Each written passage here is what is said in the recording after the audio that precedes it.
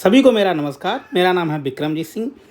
तो चलिए भाई, आज एक बेहतर टॉपिक पे हम लोग बात करेंगे और थोड़ी इकोनॉमी की समझ को विकसित करेंगे और मैं भी विकसित करूँगा, आप भी समझेंगे और एक हमारा बढ़िया टॉपिक तैयार हो जाएगा।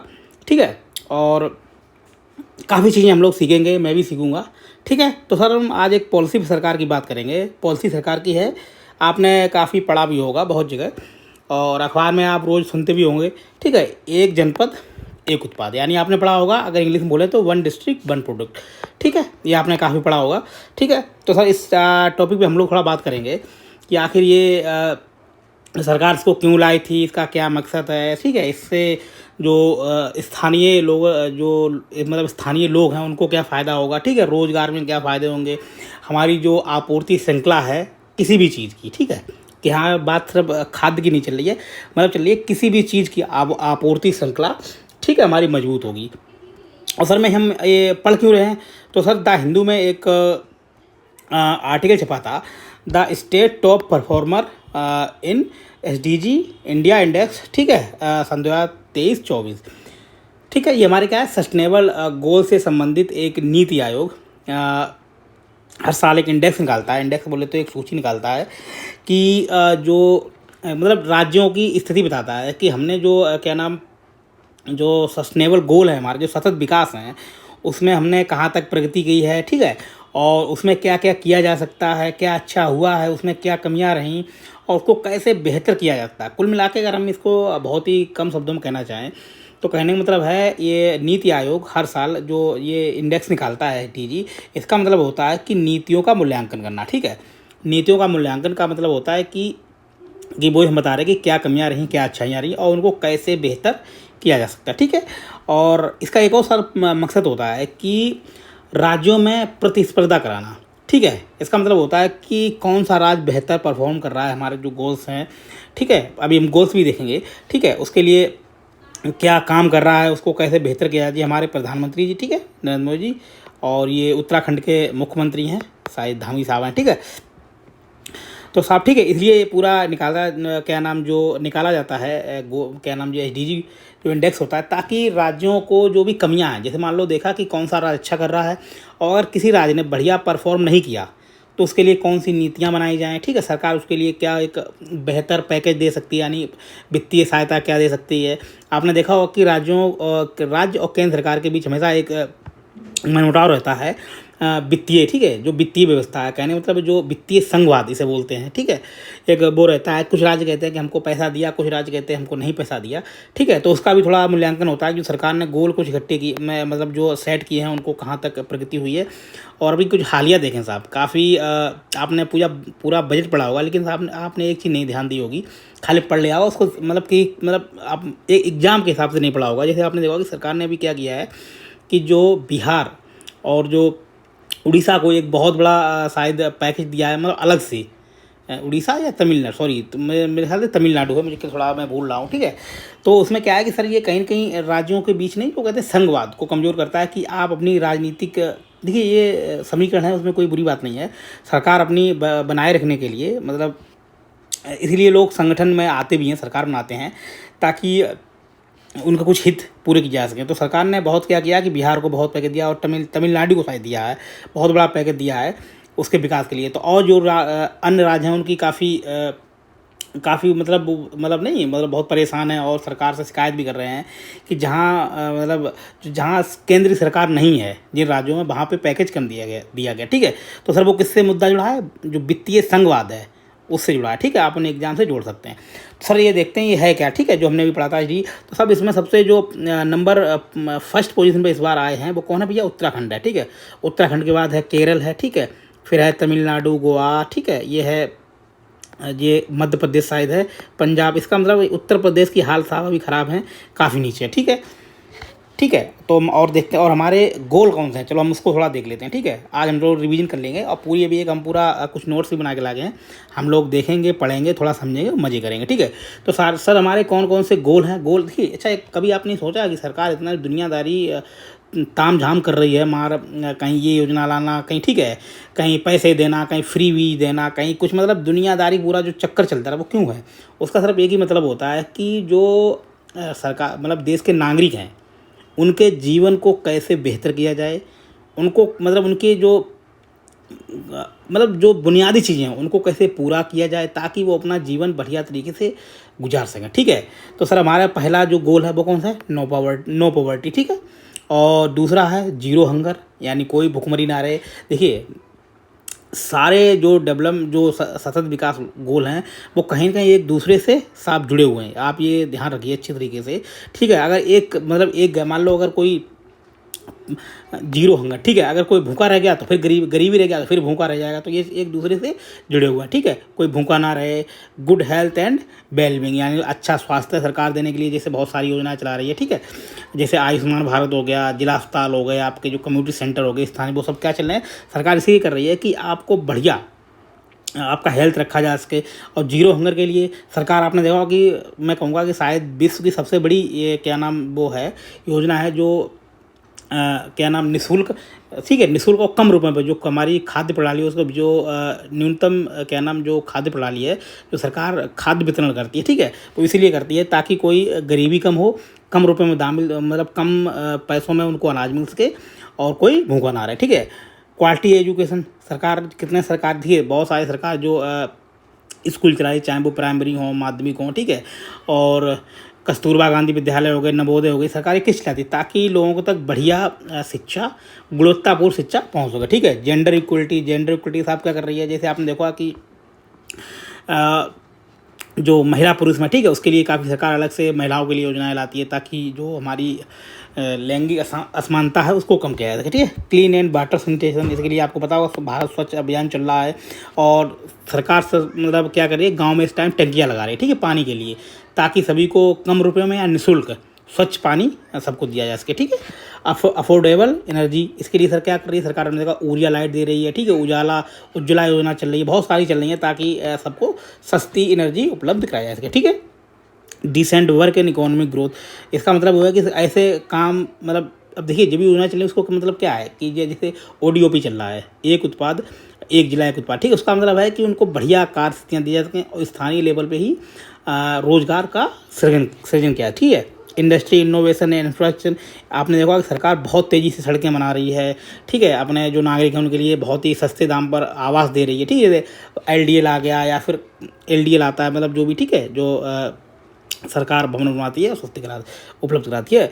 फिर क्या है, रिड्यूस इनइक्वलिटीज़, इसका मतलब है कि जो इसका मतलब होता है जो भी असमानताएं हैं, चाहे वो इसमें सब आ जाता है, चाहे वो वित्तीय हो, ठीक है, जैसे संसाधनों की जो काफ़ी है, पता रहे किसी के पास बहुत धन है, किसी के पास बहुत कम है। ठीक है, या फिर किसी के पास बहुत ही अच्छे अच्छे स्कूलों में जा रहा है और किसी के पास कुछ नहीं है। तो कहने मतलब जो भी असमानताएं भारत में विद्यमान है, कहने का मतलब चाहे वो आर्थिक असमानता हो, राजनीतिक हो या फिर सांस्कृतिक हो, ठीक है, सामाजिक हो। सामाजिक का मतलब होता है भेदभाव ना हो किसी के साथ। ठीक है, जात व्यवस्था को कम से कम मतलब जात व्यवस्था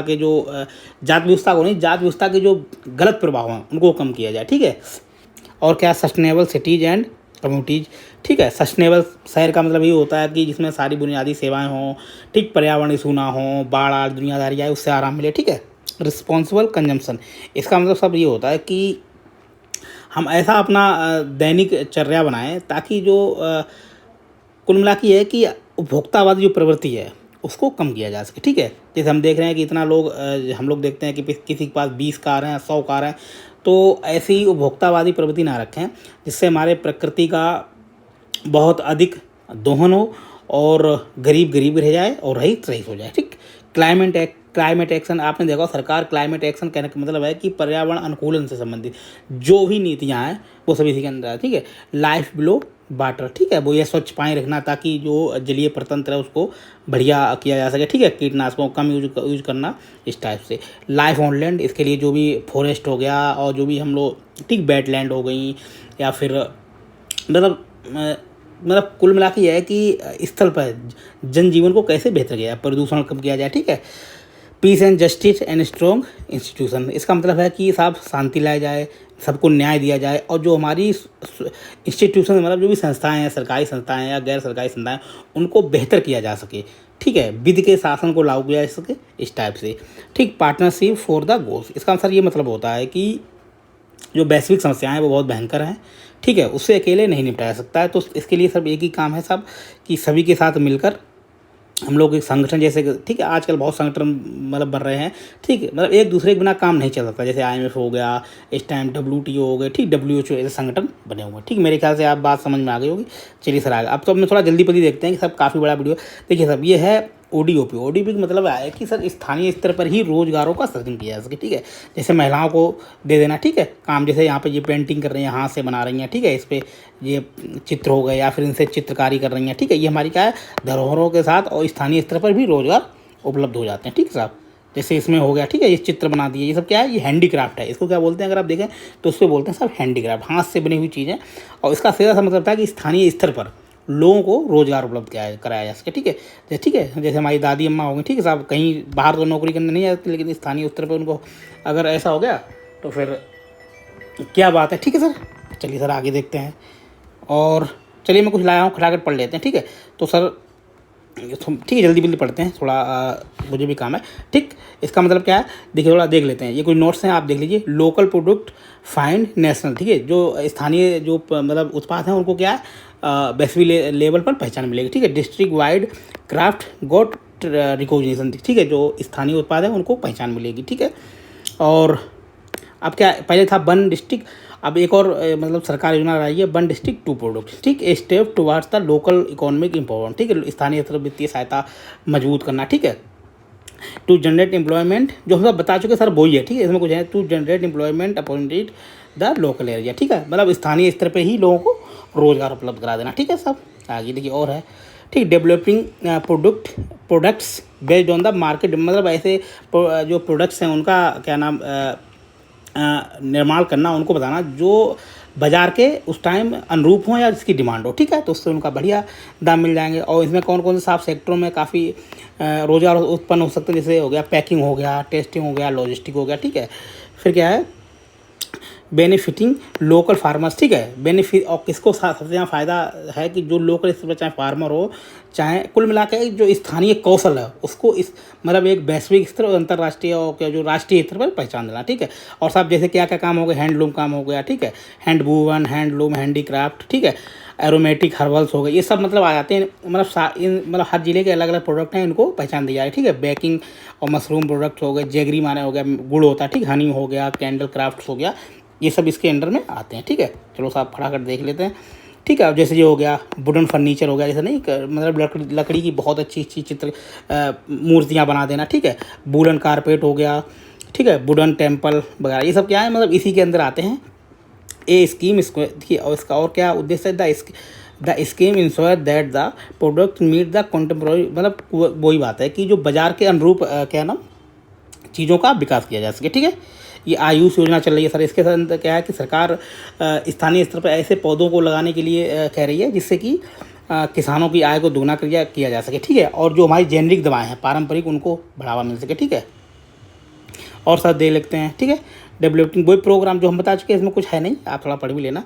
और इस सब किसके अंदर भी आप डाल सकते हैं, विलेज डेवलपमेंट के लिए, ठीक है। हेल्थ चल रहा है, लाइक मदर चिल्ड्रन, क्या है विलेज डेवलपमेंट की योजनाएं चली हैं, ठीक है। चाइल्ड वर्थ हो गया, इम्यूनाइजेशन, इसका मतलब टीकाकरण होता है वो हो गया, ठीक है। एंड मैनेजमेंट इन्फेक्शियस डिसीज, ये सब क्या चल रहा है, मतलब एक योजना अलग से है, ठीक है। ये तो ODOP के अंदर नहीं है, ये है कि विलेज डेवलपमेंट हम कैसे करें, ठीक है सर। और सर ठीक है, इसमें आप पढ़ लीजिए, ज़्यादा कुछ है नहीं। क्लीन एनर्जी के लिए हम बता चुके, वो ये है कि जो ऊर्जा लाइट दे रही है सब कुछ। और सरकार एक और क्या नाम इसमें काम कर रही है कि सरकार ने इस बार जो उत्तराखंड सरकार है उसने एक और कॉन्सेप्ट लाया है कि हम जो ग्रोस एनवायरनमेंट प्रोडक्ट इंडेक्स, मतलब हम उसका भी पूरा डाटा आकलन करें कि जो भी हम कंज्यूम कर रहे हैं उसको क्या नाम पर्यावरण को कितना नुकसान हो रहा, कितना फ़ायदा हो रहा, ठीक है, उसका भी इस बार इंक्लूड किया है। इसमें क्या क्या साहब है, ठीक, जैसे हो गया इसमें हम देखते हैं कि एयर कितनी सही है, वाटर कितना सही है, फॉरेस्ट, ठीक है, फ्रूट देखते हैं कितना लगाए कितने काटेंगे, सॉइल वगैरह ये सब इसी में आ जाती, ठीक है। और ठीक है, आपको बता दें कि एक चीज़ ध्यान रखिए, जैसे अभी कि पूछा जाता है कि जो ODOP है वो मतलब कौन सा मंत्रालय कौन सा विभाग काम कर रहा है, तो सर मिनिस्ट्री कौन सा है, ministry of commerce and industry, ठीक। अगर कभी प्री में ऐसे पूछ लिया है तो आप लिख सकते हैं, ठीक है। और ये विभाग काम कर रहे हैं DGFT, इसका मतलब डायरेक्टोरेट, ठीक है, journal, director general of foreign trade, मतलब अंतर्राष्ट्रीय स्तर पर जो भी उत्पाद हैं उनकी पहचान के लिए साहब ये वाला विभाग काम कर रहा है। और जो भी इंटरनल यानी अंतर्राष्ट्रीय स्तर पर कौन सा है, DPII, इसका मतलब department for promotion of industry and internal trade. ठीक है, ये हो गया, ये आपके प्री के लिए काम हो गया। और साहब ये होता है हैंडलूम। अगर आपको नहीं समझ आया तो आप पिक्चर से समझ आइए कि ये क्या है, हैंडलूम मतलब हाथ से बनाए हुए कपड़े। ठीक है, इस टाइप से होता है, हाथ से जैसे बना लेना। ठीक है, ये सब क्या है, ये हैंडलूम के अंदर आता है साहब। ठीक है, जैसे हमारी दादी माँ ठीक बना रही हैं, देख लीजिए। चलिए, और एक चीज़ और बता दें साहब, ये ODOP है क्या, और स्थानीय स्तर पर जो भी रोज़गार उपलब्ध कराने का सरकार का जो उद्देश्य क्या है, ये कहीं ना कहीं गांधी दर्शन है। ठीक है, आप लिख सकते हैं गांधी दर्शन। दूसरी बात है कि इसका सीधा सा उद्देश्य है कि स्थानीय स्तर पर जो कौशल है उसको निखार कर अंतर्राष्ट्रीय और राष्ट्रीय स्तर पर पहचान दिलाना। उसके बाद जो बुजुर्ग हैं, जो हम बता चुके हैं, ठीक है, महिलाएं हैं, उनको स्थानीय स्तर पे ही रोज़गार दिलाए जाएँ। ठीक है, जिससे कि अगर वो बाहर नहीं आ पाते हैं, और जो स्थानीय आपूर्ति श्रृंखला है, ठीक है, चाहे वो खाद्य की हो या फिर कोई और चीज़ की डिमांड हो, जिससे कि हमको बाहर से मतलब बाहरी चीज़ों पर निर्भर ना रहना पड़े। और कहीं ना कहीं ये आत्मनिर्भरता का पूरा काम है। ठीक है, ताकि ठीक है, सबको सशक्त किया जा सके। और पूरा ये क्यों किया जा रहा, ताकि रोज़गार के साथ आत्मनिर्भरता लाई जा सके। मेरे ख्याल से आपको समझ में आ गया होगा कि ODOP का मेन उद्देश्य क्या है। चलिए सर, ठीक है, पढ़िए, मस्त रहिए, याद रखिए, खूब मेहनत कीजिए। मैं भी करता हूँ साहब। ठीक है चलिए।